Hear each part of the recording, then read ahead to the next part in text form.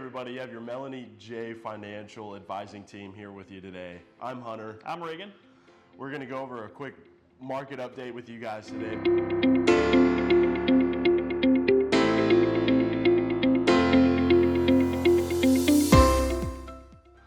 Reagan, of course, the tail of the tape this year and the past couple of years has been our battle on inflation. What can you kind of give some of our consumers here? Yeah, so the Fed, as you guys know, we've been talking about this in the past on these videos, and whenever we see you guys out or if we have you in the office doing reviews, the Fed, as we know, has risen interest rates. They have stopped doing that over the past couple months.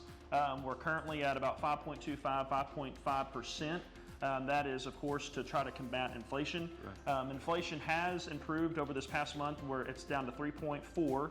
So what they're doing, it has appeared to be working. I know that a lot of you may not be able to see that whenever you're out buying groceries.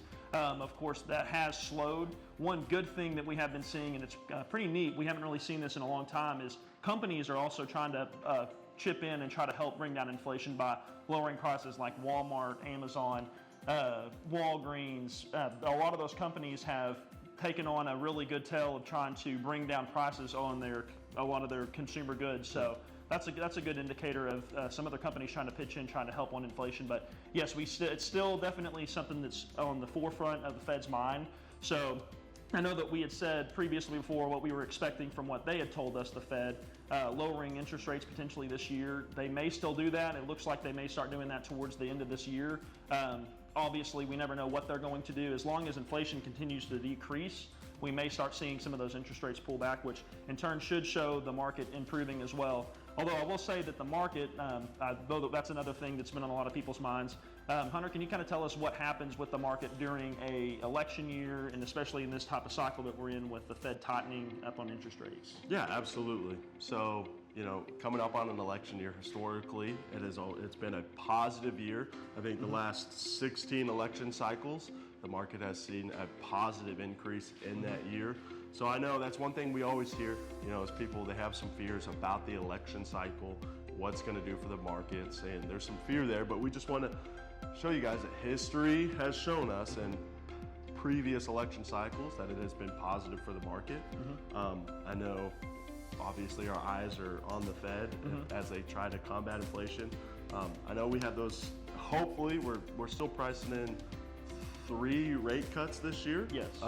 We know that number has increased as the year has gone by, and we're looking at those inflation rates. But I know one thing is looking at consumers. Their pockets are hard, but I think one thing is good to see though, that even though that we have some credit card numbers are rising, savings are declining, but a positive though is that we're seeing the highest record of high net worth building that we've seen in history. Wages increasing as well. So wages increasing. So I think that's one thing that we feel is going to hold up the markets as well. So I think that's exciting. Something I know it's going to be kind of tough to see, but this is the highest net worth numbers that we've seen. Yes. Yeah.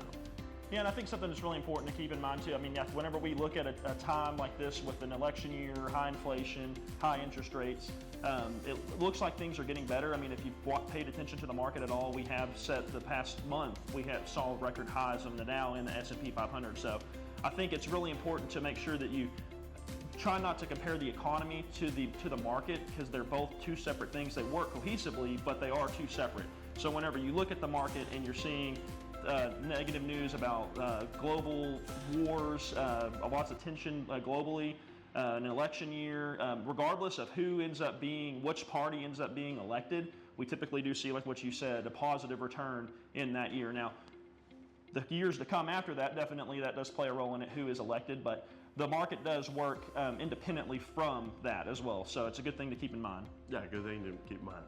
As long as you guys always, come with us. Any fears or problems you have, we promise, hopefully we can soothe everything. And we just know that we're going to listen to you and we're going to hear you out. Just make sure that you're invested how you need to be according to your risk tolerance and the risk that you're willing to take. And your goals as well. So that's why we like to have these reviews, is to touch base with you again to make sure that we're still on the same path as what we had said initially, to make sure nothing has changed. So if we need to cater your portfolio to a new set of goals, new things that are happening in your life, that's why it's really important that we get you in or talk to you over the phone so that we can make those changes if needed.